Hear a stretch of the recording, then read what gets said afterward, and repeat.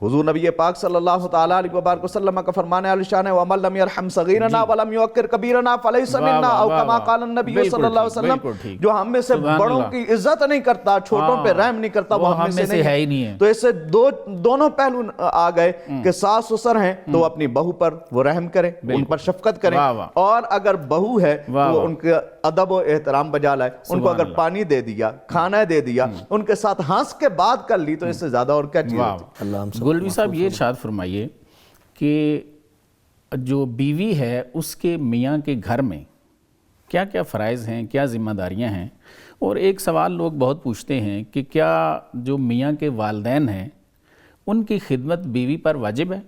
اس پہ کچھ ارشاد فرمائیے۔ بسم اللہ والحمدللہ والصلاة والسلام علی رسول اللہ۔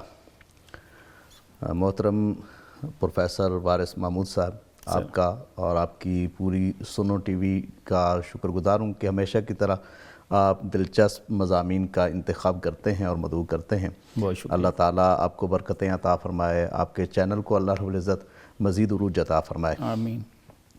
سب سے پہلی چیز تو جو آپ نے سوال کیا ہے کہ گھر میں رہتے ہوئے عورت کی جو ذمہ داریاں ہیں وہ کیا ہوتی ہیں۔ جی، سب سے پہلی جو ذمہ داری ہے، عورت اپنے شوہر کی عدم موجودگی میں گھر کی محافظہ ہوتی ہے۔ بالکل ٹھیک ہے۔ وہ اپنے گھر کی نگہبان ہے، گھر کی حفاظت کرے گی۔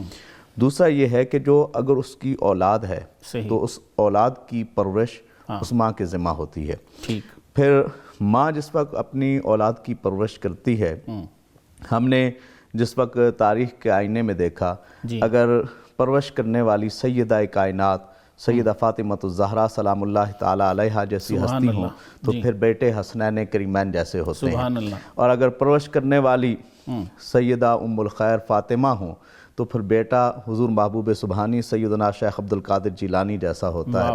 تو یہ پہلی اس کو درسگاہ بھی کہا جاتا ہے، ماں کی گود کو۔ تو یہ ماں جو ہے، ماں اپنے بچوں کی تربیت کا خیال رکھتی ہے، اور پھر اس کے بعد وہ چیزیں یا وہ لوگ جنہیں شوہر ناپسند کرتا ہو انہیں اپنے گھر میں وہ شوہر کی عدم موجودگی میں اپنے گھر میں داخل نہ ہونے دے، اور اپنی عزت کا، اپنے خاندان کی عزت و وقار کا لحاظ رکھے۔ یہ چیزیں جو ہیں وہ عورت کے ذمہ ہوتی ہیں۔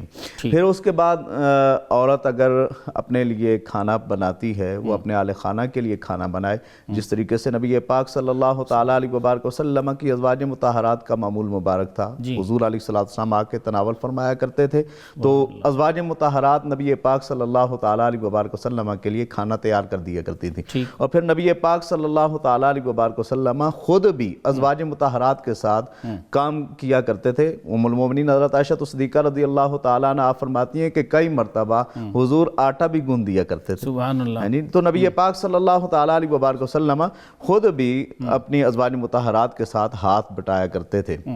اب نبی پاک صلی اللہ تعالیٰ علیہ وبارک وسلم کی ازواج مطہرات بھی اس بات کی گواہی دیتی ہیں۔ دیکھیں حضرت ام المومنین خدیجۃ الکبریٰ رضی اللہ تعالیٰ عنہ آپ فرماتی ہیں کہ نبی پاک صلی اللہ تعالیٰ علیہ وبارک وسلم کا عمل مبارک اس طرح ہوتا تھا کہ آپ کبھی جھوٹ نہیں بولا کرتے تھے، ہمیشہ سچ بولا کرتے تھے، اور فرماتی ہیں کہ اللہ آپ کو کسی جگہ پر بھی رسوا نہیں فرمائے گا، بے شک آپ کو کسی جگہ بھی رسوا نہیں فرمائے گا، کیونکہ آپ ہمیشہ اچھائی کرنے والے ہیں، برائی کرنے والے نہیں ہوتے۔ تو نبی پاک صلی اللہ تعالیٰ علیہ وبارک وسلم کی ازواج مطہرات حضور علیہ السلام کے حوالے سے یہ مختلف جگہ پر، اور ام المومنین حضرت عائشہ صدیقہ رضی اللہ تعالیٰ عنہ آپ فرماتی ہیں کہ حضور نے نہ کبھی کسی خادم کو مارا، نہ کسی اپنی زوجہ کو مارا۔ سبحان تو نبی پاک صلی اللہ تعالیٰ علیہ وبارک وسلم کا یہ عمل ہے۔ اور حضور کے ازواج مطہرات، ان کے بارے میں دیکھیں، ہماری بیٹی ہو، ہماری بہن ہو، تو ہم اس کو جس وقت رخصت کرتے ہیں تو ہم اس کو طور طریقہ سکھاتے ہیں کہ تم نے کیسے رہنا ہے، ٹھیک،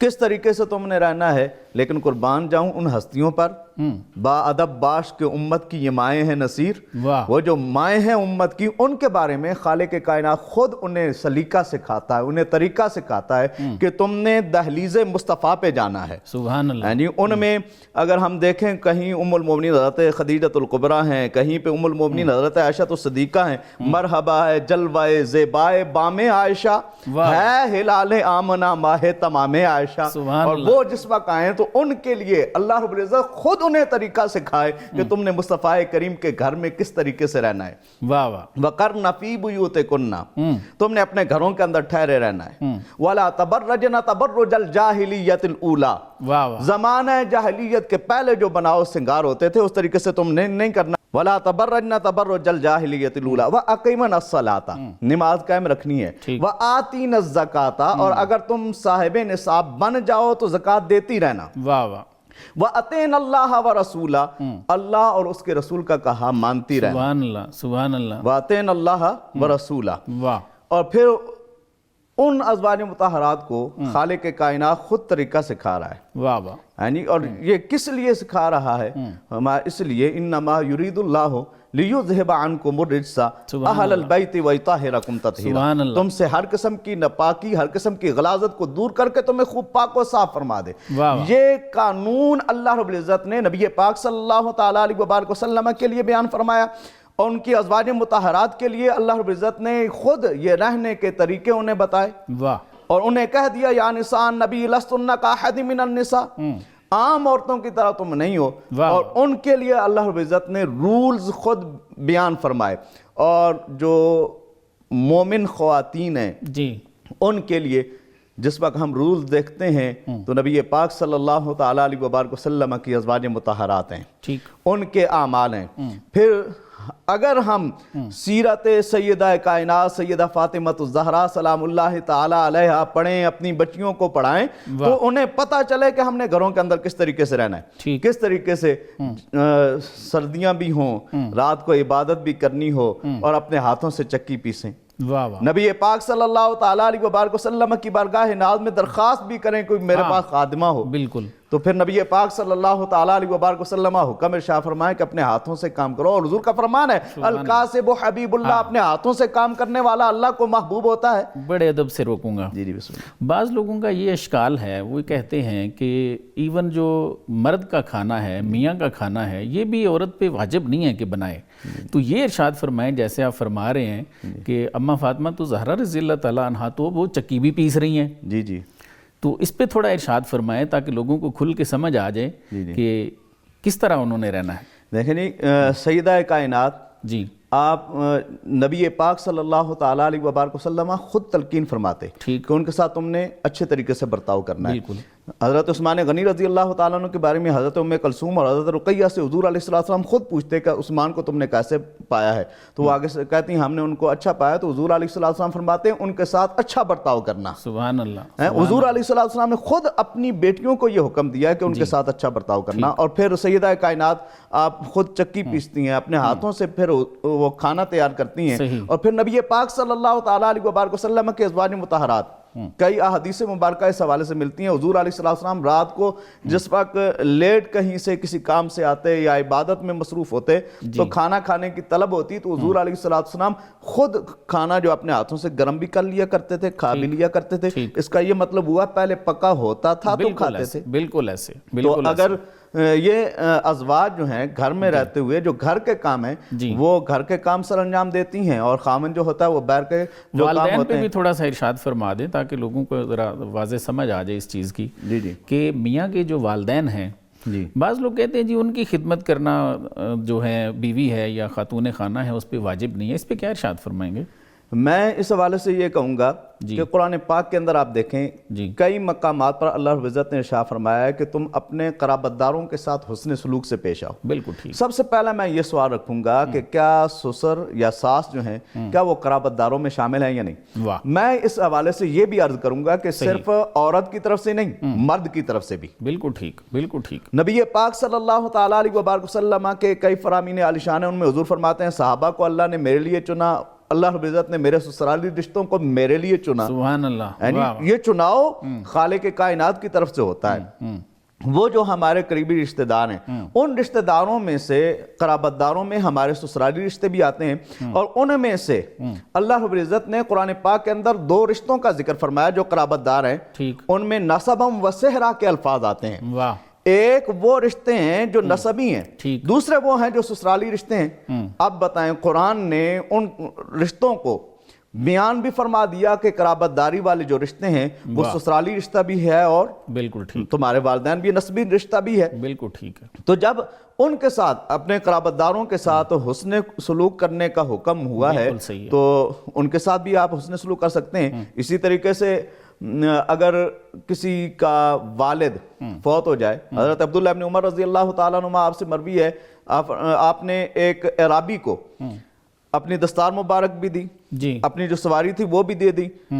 دوستوں نے عرض کی حضور یہ آپ نے کیا عمل کیا ہے؟ یہ تو دیہاتی آدمی ہے، تھوڑی سی نعمت پر بھی خوش ہو جاتا اور آپ کو دعائیں دیتا، آپ نے اتنا اس کو نواز دیا۔ آپ نے فرمایا میں نے حضور علیہ السلام کو یہ فرماتے ہوئے سنا ہے کہ سب سے بہترین نیکی جو ہے وہ یہ ہے کہ اپنے والدین کے جو دوست ہیں ان کے ساتھ اس نے سلوک کرنا ہے۔ واہ واہ، میں یہاں پہ رک کر یہ بات کہنا چاہتا ہوں، اگر والدین کے جو دوست ہوں، والد کا دوست ہو، ماں کی سہیلی ہو، ان کے ساتھ اگر بندہ حسن سلوک کرے یہ بڑی نیکی ہے، تو ساس سسر کے ساتھ نیکی نہیں ہوگی؟ واہ واہ، سبحان اللہ، سبحان اللہ، بال یقین یہ نیکی ہے نا، تو پھر ان کے ساتھ حسن سلوک کے ساتھ پیش آنا چاہیے۔ بالکل صحیح۔ پھر اسی طریقے سے نبی پاک صلی اللہ تعالیٰ علیہ وبارک وسلم کے سسرال بھی ہیں۔ نبی پاک صلی اللہ تعالیٰ علیہ وبارک وسلم اپنے صحابہ کو بھی جو واعظ و نصیحت فرمایا کرتے تھے، ان میں ان کو یہ کہا کرتے تھے کہ تم اپنے قرابت داروں کے ساتھ حسن سلوک سے پیش آیا کرو۔ تو جتنے بھی قرابت دار اس میں شامل ہوتے ہیں وہ سارے اس میں شامل ہیں۔ تو یہ لازم اور واجب نہیں ہے کہ عورت ان کے ساتھ بھی اسی طریقے سے حسن سلوک کے ساتھ پیش آئے، لیکن ادب کا یہ تقاضا ہے۔ حضور نبی پاک صلی اللہ تعالیٰ علیہ وبارک وسلم کا فرمان علی شان ہے وَمَن لَمْ يَرْحَمْ صَغِيرَنَا وَلَمْ يُوَقِّرْ كَبِيرَنَا فَلَيْسَ مِنَّا او کما قال النبی صلی اللہ علیہ وسلم، جو ہم میں سے بڑوں کی عزت نہیں کرتا، چھوٹوں پہ رحم نہیں کرتا، وہ ہم میں سے ہے ہی نہیں ہے۔ تو اس سے دونوں پہلو آ گئے کہ ساس سسر ہیں تو وہ اپنی بہو پر وہ رحم کریں، ان پر شفقت کریں، اور اگر بہو ہے تو ان کے ادب و احترام بجا لائے، ان کو اگر پانی دے دیا، کھانا دے دیا، ان کے ساتھ ہنس کے بات کر لی، تو اس سے زیادہ اور کیا چیز ہوتی ہے؟